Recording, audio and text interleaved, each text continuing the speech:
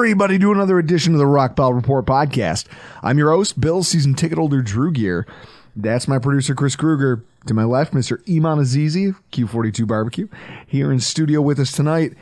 And Chris, we're all here to raise a glass and toast because the contractual gangster Brandon Beane has done it again. There we go. Cheers, gentlemen. Speaking of gentlemen, it's so good when it hits your lips. It's not a bad whiskey. I don't care who thinks it's awful. I mean, It went up $1. It's $15.99 now. What? Yeah. Oh, we're just outing ourselves as cheap jerks.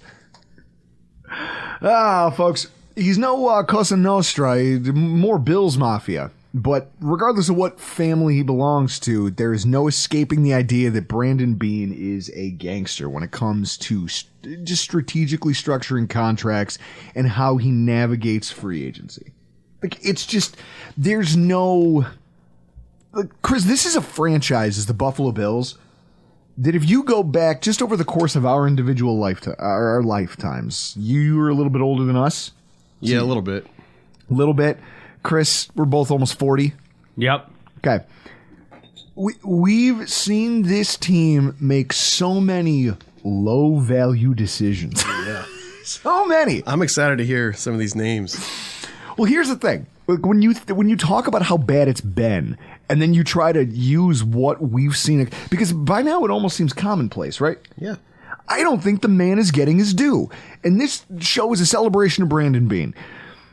I think that we've become numb to the idea that he's just really good at this. In order to really appreciate it, you have to take a step back. And you have to think to yourself, like, it's easy to laugh at the free agency signings of this franchise that just cratered.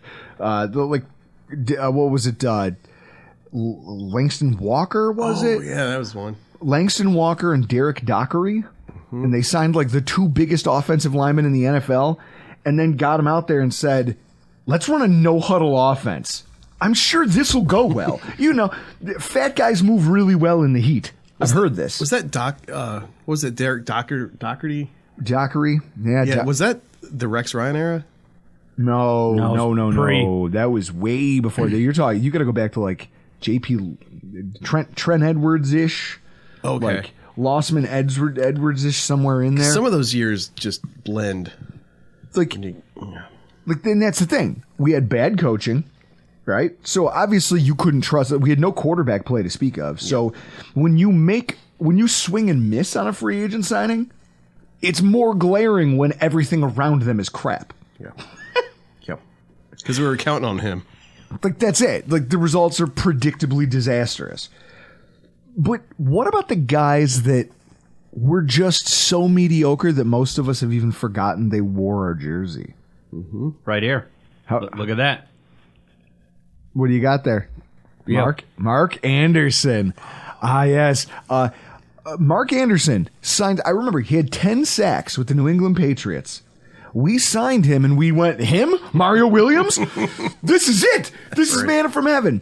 Mark Anderson, he played one fucking sack, 5 games, and then never played in the NFL again. Yeah, what happened to him? He got hurt, and then the following year, like, still wasn't right when camp rolled around, and they were like, Jesus Christ, dude, what are you doing? And I guess he just wasn't rehabbing. Like, he was just like, nah, you know what? I got paid. I got my guaranteed money. Fuck y'all. Oh, we're wiki here. This will be Mark Anderson's quite the common name, so it'll be... Well, nobody... Oh, here we go. This guy, we'll see if it says anything. 12 combined tackles, 1 sack, a season-ending knee injury. On July 23rd, 2013, he was released by the Bills after just 1 season of a 4-year deal. Oof. People don't even remember the name Mark Anderson. It took me a second there. Yeah. It was a terrible signing. We got, like, that's probably the worst value you could get, right? Yeah. I bet we've done worse, though. Well, yeah, but it was a 4-year, $21 million deal. Did he get all that money? Well, I mean, it was, I think, like, it was partially guaranteed. So yeah, that was before they did the... So he made like 10 mil, at least. Do they have that stuff on... I'm sure it's on Spotrac if you Googled it. But so, how about linebacker Andra Davis? Yeah. That was the Changaley, Wanstead. Hey, we're gonna turn this thing around. The fuck you are. What are you talking about? I remember George Edwards as our defensive coordinator, and the offense was scoring 30 points a game, and we were still losing football games. Mm-hmm. And then we fired him for Dave Wanstead. Oh, yeah. And everyone goes, all right, see? Everything's going to be fine. Him and Andre Davis are going to save the day. Head coach experience. $7,900,000 guaranteed for Mark Anderson. Do you know how many million that is per sack? Oh, that's right, because he only had one. It's 7.9. It was a very important sack, though. It wasn't. Andre Davis goes on to have no sacks, 2 tackles for loss in 22 games. That was it? That's it. Jesus. Yeah. How about Dewan Edwards? Oh, hold on. That name. Yeah, Dewan Edwards. Yeah, 4 years, $18 million. For some, he was basically nobody with the Ravens, and for some reason the Bills were like, we need that guy. That guy is going to be our five tech D end that's going to make a difference. Was he a big guy? Big guy. Okay. He defensive end, but like a 3-4 defensive end. Mm-hmm. 3.5 sacks in 2 years. But all that Ravens success would come over to us. Yeah. If we got somebody like him. He knew how to win. Outside linebacker Sean Merriman. Oh, yeah. I remember that. Yeah, like people think about T.O., right? Like when you talk about washed up vets that the Bills signed, immediately your brain goes, well, Terrell Owens. Mm-hmm. Like that was publicity stunt. What was Sean Merriman? The dude gets busted for PEDs, comes back, is obviously a shell of himself. In fact, he's the reason that I don't trust DeAndre Hopkins. Because him and players like him who get busted for PEDs and get significant suspensions don't ever seem to come back and play better. No. Like, that's not a thing. Chris, who's the last guy who got busted for using performance-enhancing drugs and then came back and was like, hey, guys, I'm off the juice. I'm actually a better football player. You should give me millions. Oh, I don't know about football, but Eammon might have an opinion on this. Probably Ryan Braun. That's exactly for the Brewers. Yeah. Yes. See, Eammon and I are on the same page. Yeah, because you're both like horseshit baseball. Baseball is phenomenal. It is. Baseball's a terrible game. You could literally cut the entire season down into like 2 months.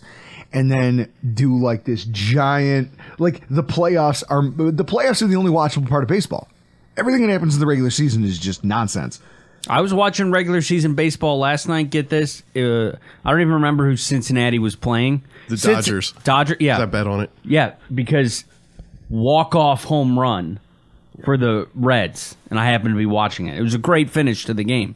Drew, Father's Day is a week and a half away. Don't forget what your gift is. Uh-oh. What's my gift?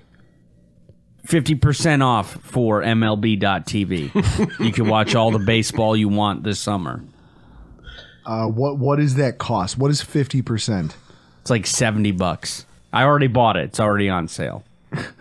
You can watch the away and home feeds. But you don't get the Indians, the Pirates, the Mets, or the Yankees. Well, what the fuck are we doing here? They all claim Buffalo as a home market. You can watch all the Jays games. So they're blacked out. Oh, good. So I can pay $70 a month to watch Jays games. That's brand new. That they used to have Jays games claim Buffalo as a home market because Toronto is in another country. So let's claim an American city as our home market. Yeah, but then hang on. Whoa. Then why the fuck can't Buffalo claim Toronto as part of its home market and all of a sudden we become a top 3 TV market? Fuck this. Fuck baseball. This is all stupid. You know what? I'll buy that thing just so I can hate watch the A's. Fuck them. Fuck their owner. I hope they're over. And everyone goes, that's not fair. Stop making jokes at our fan base's expense. Screw you guys too. All right? You guys are the suckers who rooted for a team that was owned by just a turd, and this is what you get. You should have boycotted him a decade ago. Let me ask you this. How many games did the Bills win last season? I believe 13. 13 or 14? I think it was 13. All right. Any idea how many wins the Athletics have right now? How many? 14. Yeah, there you go. That's good baseball, baby. They're 14-50. In fact, now I want to go to an A's game And just this- so I can get hammered in the stands and no one cares. They Because there's no one just there. won a series against the Pirates. So they just took 2 out of Another 3. shit team. So what you're telling me is I could go to that game and treat it like I treated watching the movie True Grit, where me and my buddies just got annihilated in the theater and then just yelled things, and there was no one who could stop us. I was at an A's-Orioles game in like 15, and it was so empty, and it's like the old Cleveland Stadium where it's just ginormous. They'd hit the ball, and it would go... It just echoed throughout. I'll never forget walking by the nacho stand, and the lights were kind of dim, and the girl just had her head in her arms because there were just 3,000 people there for this Tuesday night Orioles game. It's phenomenally bad. You know what? The last thing I'll say about baseball, because this is a football podcast and the sport stinks, but I do like a couple things. I saw something, 2 things. First of all, your Orioles. Is it true that the lights, the Cal conspiracy Ripken? theory with Cal Ripken and the Yeah. lights, he caught Kevin Costner cheating on his, sleeping with his wife?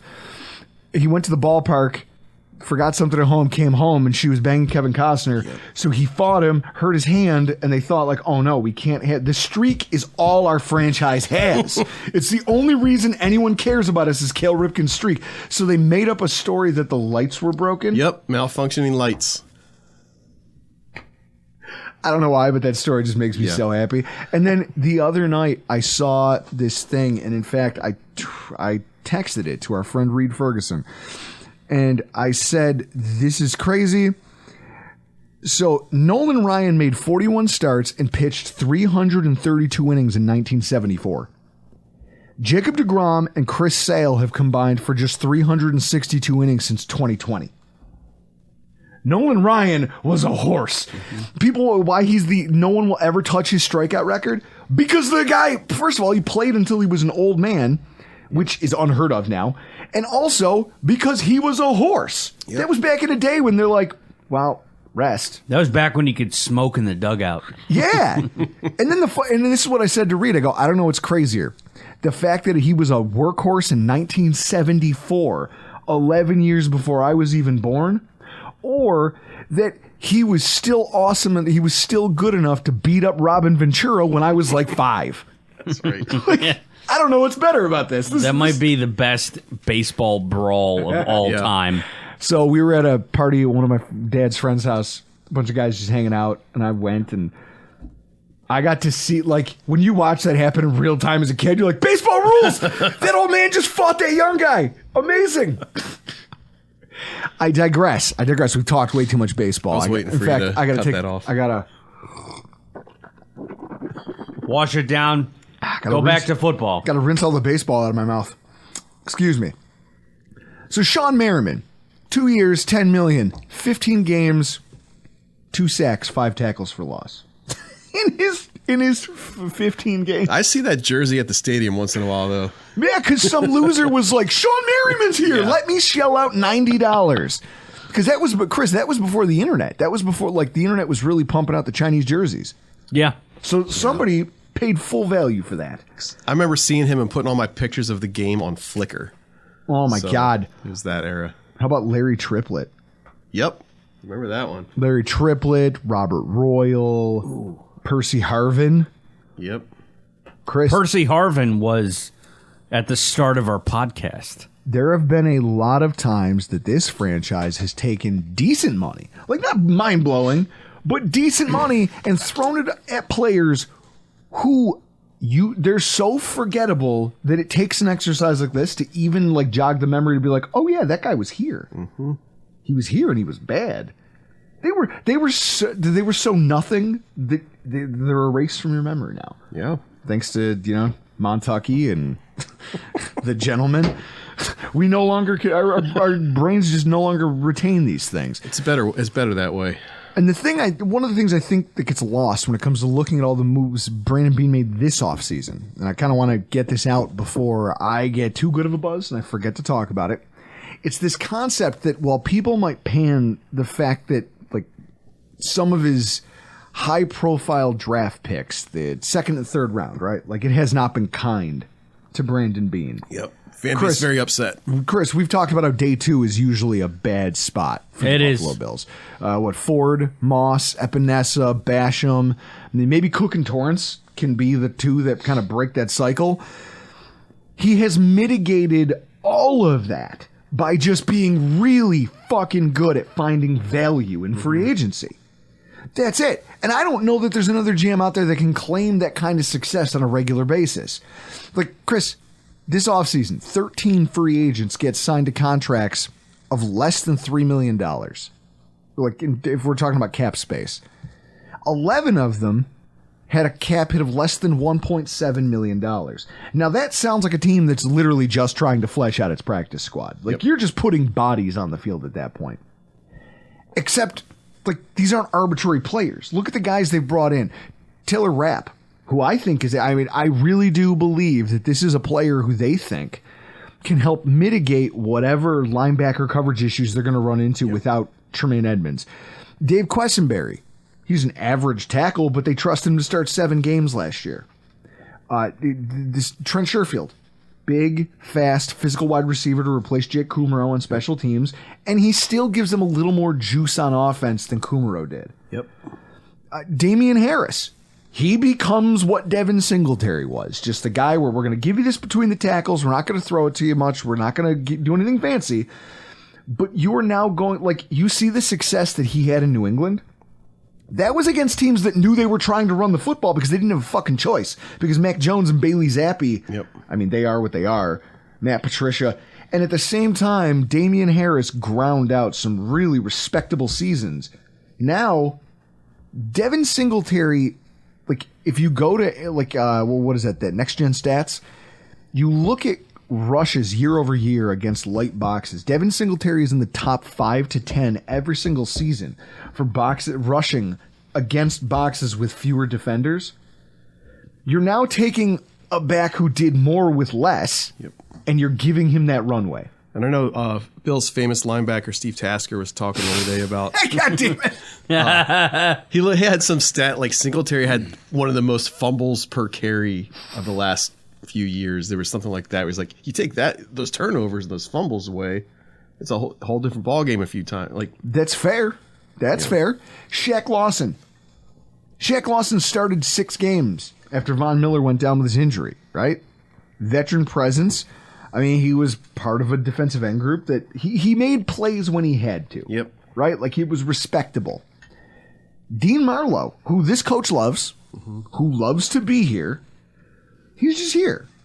And then I guess they just signed Cam Dantzler. Cam Dantzler. Chris, you want to give that a goog? Put that up there in front of you. This sounds like Bart Simpson calling into Moe's Tavern.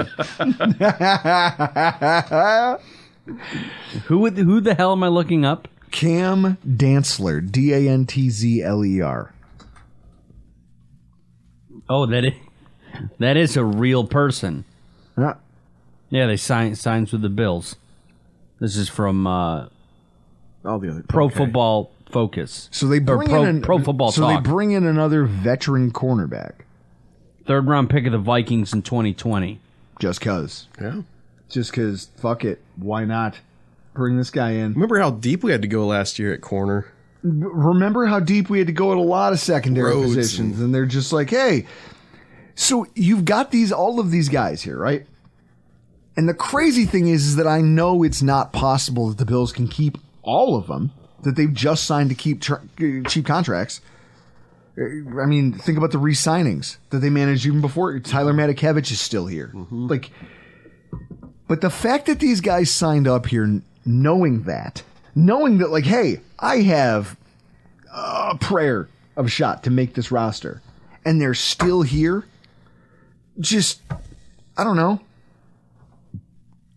What does it say about your football team? It says we have good people actually want to be here. Chris, what does it say about your GM's ability to work agents and just go, hey, listen, Chris, he's a gangster, and he. I wish I had told you to cue up that numbers drop, because this is where it's probably most prevalent, probably most necessary.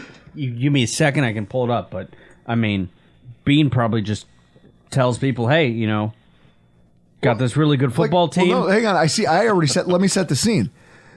Their agent shows up, or their agent's like it's weird. He wants to meet me in person. They walk in. The blinds are down. It's kind of like smoky. He's got a cigar. They come in and they go, "Listen, hey, it's nice to meet you. Whatever." And he goes, "My client will not play for less than X." And he just slides a piece of paper across and says this. Come on, sweetie. Don't be a bitch. Let's talk some numbers here. And that's it. He just hits him with it. And all of a sudden, you've got decent football players playing for peanuts, and no one can figure out why. Yep. Look around the division, Chris. The Jets, 11 deals worth less than $3 million. Okay. They got some value. They got L. Woods, a defensive tackle, who's not terrible. Center, right tackle depth, a punter, and a kicker who were both cut by other teams. But the only ones with any real utility are all over the age of 31, except for Connor McGovern. Yeah. The other Connor McGovern, who wasn't great, which is part of the reason their quarterbacks all kept getting hurt. Who was the in the Weinstead era? The dude, he was our GM. And he was like, I heard rumors. He had a big Southern drawl. People don't want to come to Buddy Nix. Buddy Nix, Jesus. Yeah, he's like, that's a lie. You wouldn't know the conversations I'm having. No, and then he got recorded. Remember, he got recorded. That fake number. Kid fake number, and actually got him on the phone with Tampa Bay's GM, and then recorded both of them having a confusing conversation. Yep. And it was like, this is ridiculous. You're both old and dumb. I remember him trading up for T.J. Graham in the third round. And then going, we were riverboat gambling. Meanwhile, they could have had Russell Wilson. That was just dark times of. I think there was truth to it that they didn't want to come here. So it's kind of cool to see it turn the other way. No, for sure. I mean, and then you think about this. At the 11th hour, right, when you figure, okay, the dust in free agency is settled, Bean is done with no cap space to work with because you already have a franchise quarterback, an all-pro cornerback, Pro Bowlers all over your roster elsewhere. You found a way to still bring in guys who will make an impact for your football team that season. At the 11th hour, he goes out and makes more moves. Not just throwaway bullshit moves, but real football maneuvers that will impactfully reshape your roster and boost your odds of winning a Super Bowl. Chris, that's masterclass stuff right there. Like up there with learning how to smoke a brisket with what's his face? Who does the masterclass? Aaron Franklin. Yeah. Sure, Gordon Ramsay's up there. Is that Eammon? Is he the one to have for masterclass on a brisket? Yeah, because he makes it. He's a real nice fella, and it's like the stuff he does is. I don't care if he's nice. Does he do it correctly? Yeah. No. He does. Chris, it's all he enjoys. It's like you and podcasting. It's like you and sitting down here behind a microphone or being a dork doing editing. It's his passion. I love it. And exactly. I read his book. How do I not have a master class on production? I read his book, and he tells the story of how he just made really bad briskets for a while. Like, he's very self-aware of like how he learned how to master it, and now he's got it down pat, took it to scale. Like, he sold out of his shack for a while and figured it out. What I like about him is he has no energy. He's a very low energy guy, kind of like you, Chris. So when you talk to him, you just know that he's like, it's very consumable because you go, he's not Guy Fieriing me. Yeah. Instead, he's just, hey guys, we're here smoking a brisket today. Here's what I'm going to show you. You get a little bit of this peach paper. You know why I like peach paper? Because it lets it breathe a little bit. It's like you and me having a conversation. Except with less me and more you. Well, we're getting ready for the state competition here. When is that? July 15th. July 15th. Erie, PA. We're going to go down to Erie, PA and serve everyone their asses. Hand me that, gentleman. Oh, that's what you were wanting. Yeah, let's... What else was he pointing to? Your beer? That's what I was like, yeah, it's a beer. Yeah, give me that beer, Eammon. Drew didn't like how you were nursing that beer. He wanted to finish it for you. Now he's looking for the gentleman. It's like when you point at something for a cat and you just have to take your finger all the way down to it. Guys, we have an amazing GM. Let's all just celebrate that. Before we talk about the moves themselves. I already finished my Manhattan. You look at. See the glass he made a Manhattan in? Tell me that's not enraging. It's a wine glass. This is a Nick and Nora glass. You don't drink whiskey out of that. I'll fight you. Look at that. Do you want to eat my cherry? I don't eat the cherry. No. I want to put you in a headlock is what I want. Nolan Ryan. Nolan Ryan. He's about to be Robin Ventura. So let's talk about this. First of all, the Ed Oliver extension. I'm not going to lie to any of you. I did not see this coming. Same here. A couple weeks ago, drinking in my basement, doing a Spaces podcast, and I was talking about the idea that the Justin Simmons or Jeffrey Simmons extension, I go, man, $90 million for a D tackle. What does that do? Because we all know in free agency, rising tides float all boats. So you go, here's a guy who's been very successful getting a very lucrative defensive tackle contract. I don't know where Ed Oliver slots into this conversation, but if it boosts him too far, that's not gonna fly. Like if it all of a sudden makes him an $80 million player, I don't know that this team can afford to have an appetite for that. And so that's what fueled a lot of the trade talk heading into the draft and heading into even post-draft. They're like, well, they could still deal him and get a pick or get a player or DeAndre Hopkins or whatever it was. Like, I don't know. What was the contract breakdown? The contract breakdown is actually really interesting. It's one of the more interesting parts about this. Did he get like a $10 million signing bonus and a horse? Hey, at least he didn't pull a Russell Okung and ask for Bitcoin. How does that idiot feel right now? What a loser. Which is hilarious because if he was here right now, he would pancake block me to the floor. Yeah. But he's not, so I get to make fun of him. But with that said, like, the money, the contract structure is probably the reason that I give Brandon Beane just a giant round of applause. Because it's not just one of those things where, hey, sign a deal, we give you a cheap, like the Von Miller thing, where it's a 1 year, super cheap, just to get you in. We'll figure out the money next year when some stuff comes off the books and frees up, and then we'll figure it out from there. We get 2 years of that. 2 years of cap hits that are like I think his money was like 2.3 and the cap hit was like 4. And then next year the cap hit goes up to like I actually have the numbers here. So here's the thing. Look at this. He has the 11th highest defensive tackle contract in the NFL right now. Right now with this, which I think is important because he's only 25. And it almost seems like all of these like free agents we've inked this offseason, just like those guys, he recognized the fact that, oh man, I could chase a bag, or I could go play for a really talented football team and maybe win a title, and also still get mine. And I think the coaching staff had to have a lot to do with you can see how good he can be. He can be great, and if they see something, they know something. I mean, or you can go play for the Bears and watch that franchise try to figure out whatever the fuck they're doing. So he's right in the middle of the pack now in terms of total defensive tackle compensation. Like, that's the thing. His if you look at the total value of his contract, it's $68 million. That puts him 11th.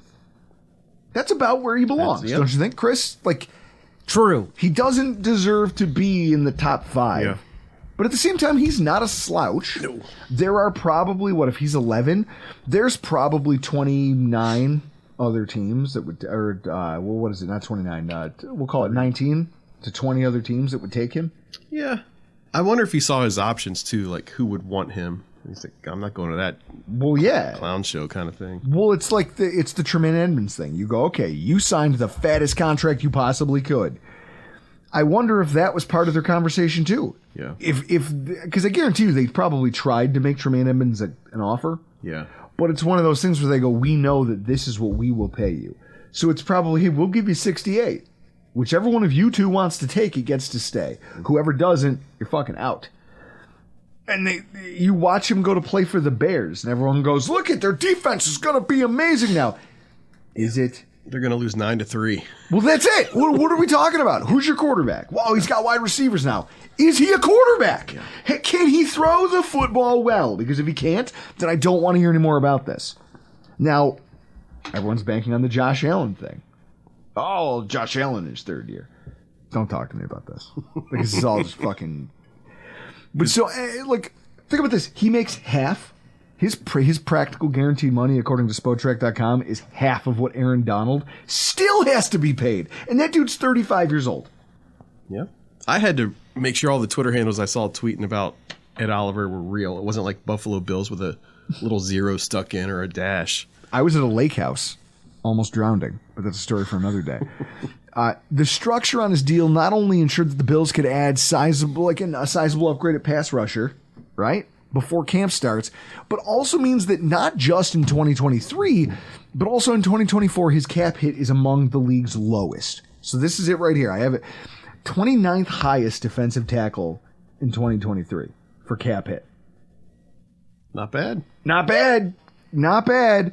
Slightly more than Tim Settle, which is what makes his situation interesting. I forgot about him. Yeah, everyone forgot about him. Talk about free agent signings that are mediocre enough you forget they're there.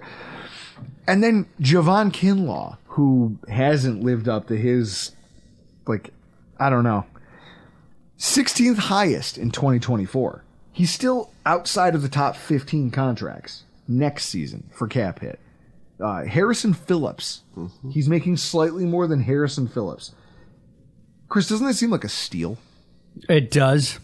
Harrison Phillips is making almost the same as Ed Oliver next year. I'll take Ed Oliver over that. I will take Ed Oliver over that all of the time.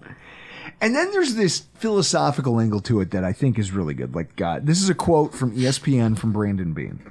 He says, "I would like to not end the season and be at 0, talking about defensive tackles under contract in 2024. That would be my hope, but it would have to make sense. If somebody that's here now, it would have to make sense to do an extension with any of those guys, so we have to see. You know me well, we found a way to sometimes do an extension or two in training camp, so maybe we look at it and at that point see where guys are at, who's all in, who's looking good, and if there's a chance to get one, we might look to lock somebody up."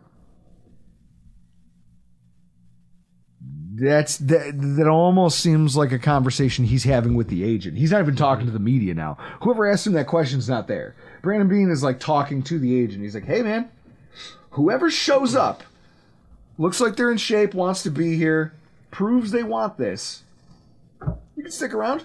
I need a guy. Do you want to be that guy?" And that's the culture we got now. And does anybody let me ask you that. I bet if Brandon Beane had to construct this all over the phone with his agent, pretty sure he said it to the agent over Zoom while talking into a microphone, which I'm just sitting here and right directly in front of me I have our ATEM software and I just see you talking at Eammon.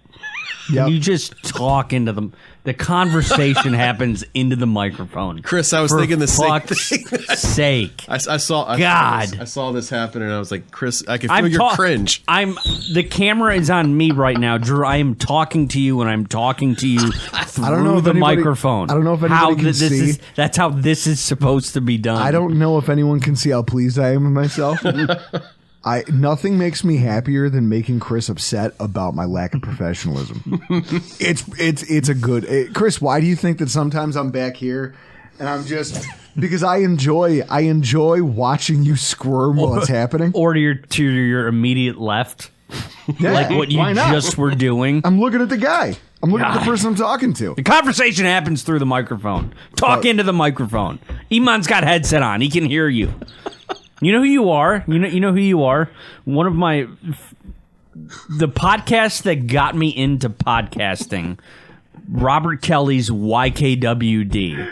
Whenever he has Rich Voss on, he has this same conversation every time with Rich Voss. So what you're saying is for those of you who know comedy, I am the Rich Voss of podcasting. That's fucking hilarious. Yeah, he also had terrible teeth. He also had really terrible teeth. Yeah, but he got them fixed in the 90s. Did he? They looked like chiclets in his mouth. He looked like Walter Matthau and Dennis the Menace when he fixed him with the chiclets. Oh, my God. Either way, can we all agree that it's funny when you hear Brandon Beane just be really candid about stuff? Yeah. It's nice. It's refreshing that he's just, unlike our coach, Brandon Beane just comes out here and says shit. And he's like, look, this is how I feel. Somebody steps up, somebody does something, we'll make it happen. But otherwise, nothing out here but air and opportunity, boys. And he meant that. He showed that he meant it. I also think that part of this was you also heard his annoyance after the draft when he talked about how he was upset that he missed out on a defensive tackle. Mm-hmm. He missed out on one. And you say to yourself, He knew he needed something for the future, so that fits.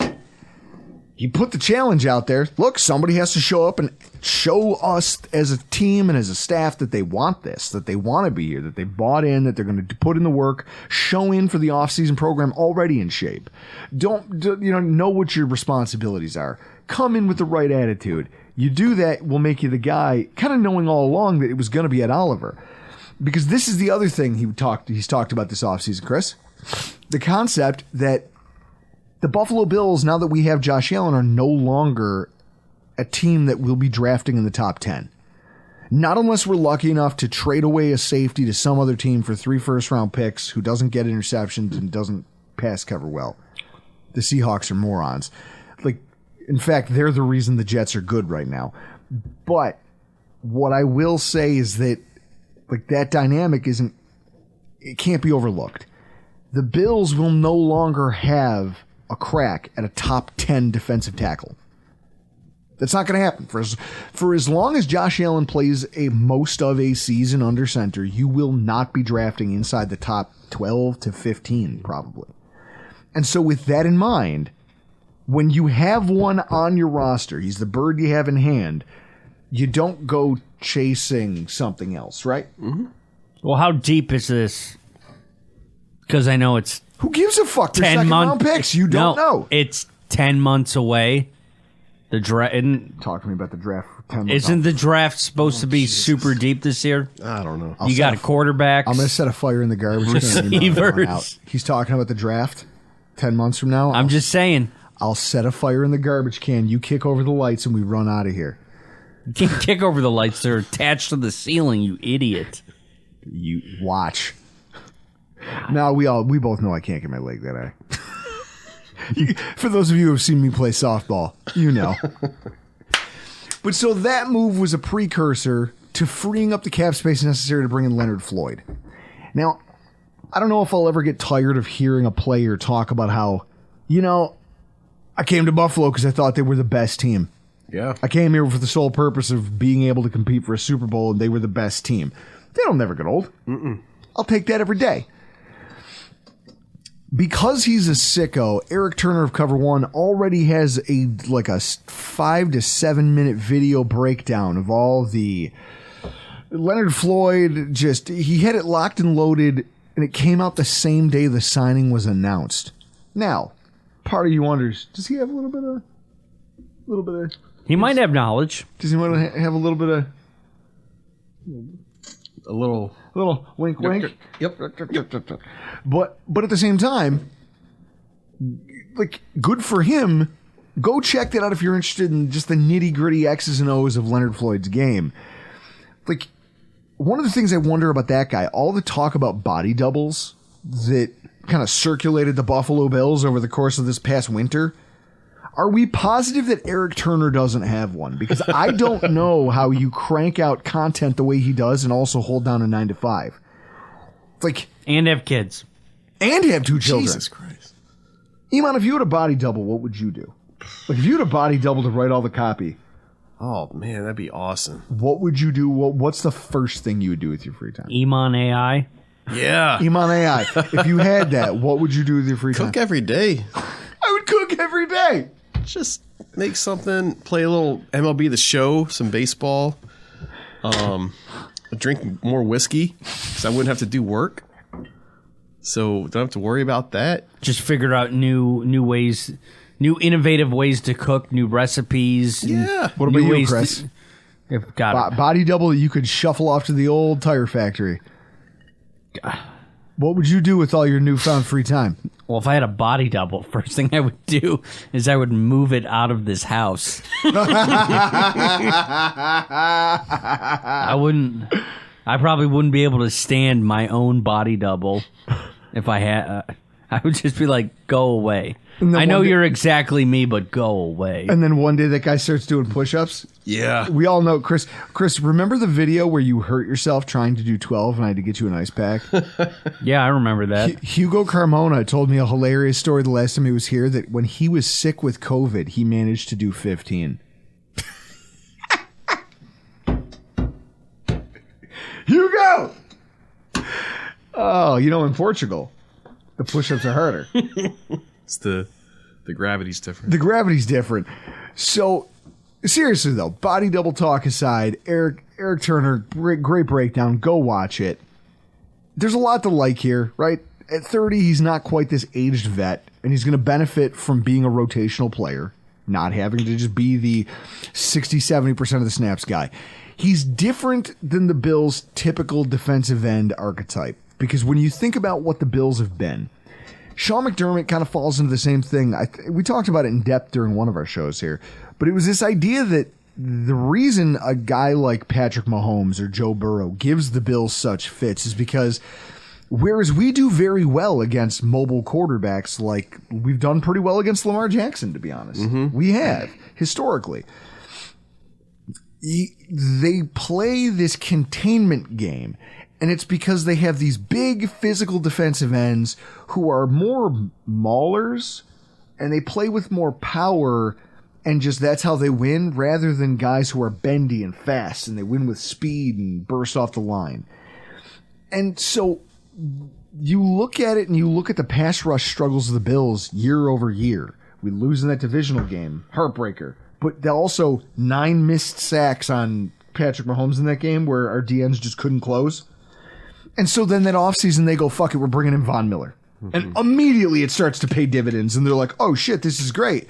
Because you brought in a bendy athlete to mix with these big, stout, set an edge and just kind of crush a pocket type DNs.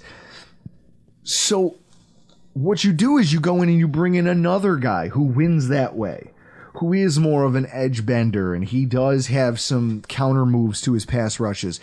And it's like, see, just speed. Just the speed that he plays at to complement these bigger and less sudden players like Rousseau.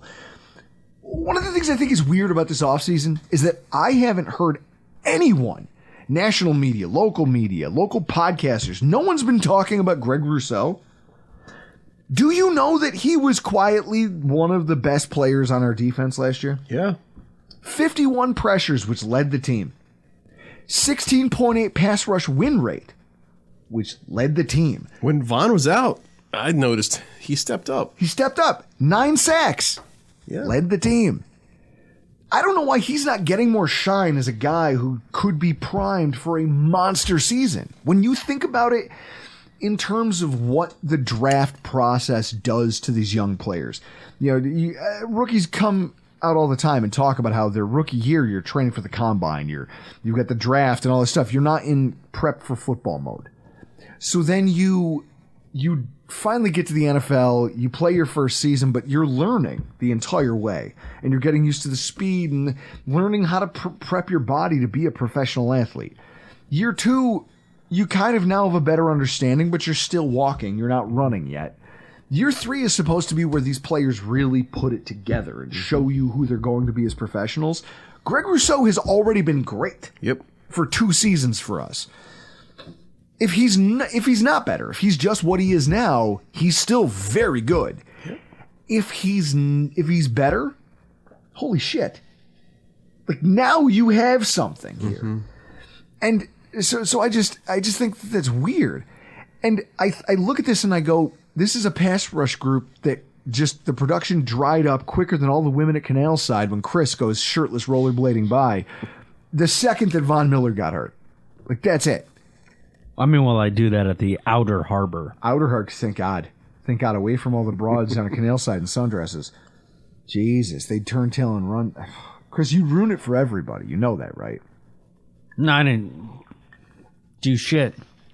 I got Jessica. That's all I need. So, Rousseau and his 51 pressures. Floyd finished the last season with 54. And he's 29 years old. Like, that's pretty good. He's like a Bryce Paup. Well, that's what it. he reminded me of. Well, it's funny you say that, because you go, okay, so people might cry about how, like, oh, he's in L.A. and his career, he's playing with Aaron Donald. How could you not be good? Well, he's going to be on a team that has a lot of other options. He's going to get his one-on-one matchups, and he has the tools to capitalize on that. And then you're talking about Bryce Paup. When Miller comes back, our defense is going to feature 3 players capable of 50-plus pressures in a season. and more than 5 sacks, all at just the defensive end position. Just the Bills have not legitimately had that kind of depth before at this position. They haven't. Never. And people hearing that go, this team was way better, blah, blah. Go back to the cold front days, back in the 10s, right? The 2010s, that era of Bills football. We had Mario Williams, Jerry Hughes, and Jamal Westerman. Oh. Alan Branch. Mark Anderson. Mark Anderson. Wasn't Branch a Patriot too? Yes. And don't forget Kyle Williams. Well, you had Kyle Williams at D tackle, but I'm just talking about defensive end. Okay. When you look at ends and passers, I mean, technically, like those guys were ends, and they did not. It wasn't great, right? Not good, Bob. Go back to '93. The Bills had Bruce Smith, the best ever, Phil Hansen, and Mark Pike. Everyone goes, I saw his eyes get big. That's Mark one sack Pike. Well, he always played special teams. Yeah, that guy wasn't supposed to be out there. There was no backups. There was no rotating. You didn't rotate. You just went out there. Like, I'm not saying there haven't been good players at defensive end for the Bills. You know, Chris Kelsey. Chris Kelsey. Schobel. Decent. Aaron Schobel was a horse. I feel like he's one of those guys who gets forgotten in the annals of Bills history now. And yet, because he gets overshadowed by Bruce Smith. He gets overshadowed by the fact that Mario Williams was here. Jerry Hughes recently had that kind of Iron Man stretch where he was just here and he was... No one talks about that guy. And yet, he was amazing. I think he leads the Bills in terms of sacks on Tom Brady. Probably. Which makes him a winner in my book. Because fuck that guy. But I guess what I'm trying to say is it's not that there haven't been good players on this football team at defensive end. And there's been a lot of guys around them who made them all solid. And they, as a defense, put out some really solid performances. But in a vacuum, with a healthy Von Miller, Greg Rousseau, Leonard Floyd, might be the best 3-man defensive end rotation the Bills have had since we've been doing this podcast. True. Okay. This gives the coaching staff the opportunity to slow play this Von Miller thing. And Von even said it. He came out, I think was it Instagram? Was it some podcast thing he was doing? He was talking about how he feels more comfortable taking it slow, knowing that his guy is here. Like, this guy, me and him are tight. Like, this is cool. He's going to be your hold down the fort. I'll be working with him, talking to him, and it makes me feel like I don't have to rush back. Yeah, the team feels the same way. Realistically, what's a timeline you want to see Von Miller back? Thanksgiving. November? Yeah, late October. Yep. I don't want to see him for the first half of the season because I think that you can win. You should be able to win without him. Yeah. Is he the thing? Right? Like, there's only one guy who is the thing that, like, playing with a UCL injury. There's a reason he's playing through that. It's because he's the guy. He wins or loses you this football game. That's it. No questions asked. So, you want to preserve that for as long as you possibly can, right? Mm-hmm. I don't know. It also gives you injury protection because now you've got this super important position, whereas before we saw what happened when Von Miller went down. Now you've got options. Someone gets hurt, guess what? You've got more bodies who can actually play a high-level brand of football. Like, that's what it's all about. Who can play a high-level brand of football? Brought him in and did it on a sweetheart deal. Sweetheart deal. Like, sure, it means the team's going to have some difficult choices ahead. Like, remember what I was talking about, the deepest practice squad? Where I was like, look at these guys. Like, we are going to have one of the best practice squads in football. Mm-hmm. But that's what happens when your GM is a gangster. You find yourself in this position where you're going, holy shit, we have way too many good players on this football team, and I don't know how we're going to keep them all. And here's a little tease for next week's podcast. Did you guys know that every single season since he arrived in Buffalo, our GM has traded at least one player at the cut-down deadline? Oh. Except for one. There was one season, 2020, where he did not trade a player at the cutdown deadline. COVID? Yeah. Which tells you, and that's because they made all kinds of roster expansion things, so they were like, oh, okay, we don't have to cut anybody. This is a guy who knows how to maximize value. Now, sometimes it doesn't pan out, the Wyatt Teller thing. Yep. Not great.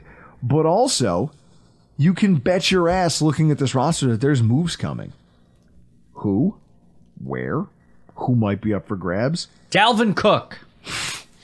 You're going to have to listen to our next podcast next week to hear us wax poetic about it. Check it out. Be sure to hit up what is it, Q42 Buffalo? Or the website? Yeah. Q42 BBQ. BBQ. Q42BBQ.com for all your barbecue and sauce needs. How do you not know the website in Europe? Because listen, I'm new. I'm the new guy. I'm a temp, basically. Well, it used to. It's, Wait, Eammon, let me ask you this. What is Drew's title? Right now, nothing. I'm coffee fetcher. operations. Operations. I would work in operations. I would set your title at Director of Communications. So if there's a problem, you just let Drew handle it. We're going to turn this over to our Director of Communications. I just come in with a hearty, fuck you. You have a problem with Premier Gourmet, Drew handles it. Oh, that'd be great. Yeah, we're supposed to meet next week about this stuff, so let's get that figured out. Yep. I'm looking forward to it. Guys, keep your eyes peeled for our next Grills Mafia meetup. In fact, we're going to be sitting down with Reed Ferguson here in a little bit, talking about that. I mean, we've got a lot of stuff coming. We've got podcasts next week. Make sure you check it all out. Most importantly, stay petty. I mean, that is the most important thing. Stay petty. Guys, I'm Drew Gear. That's Chris Kruger. This is Eammon Azizi. This has been your Rockpile Report.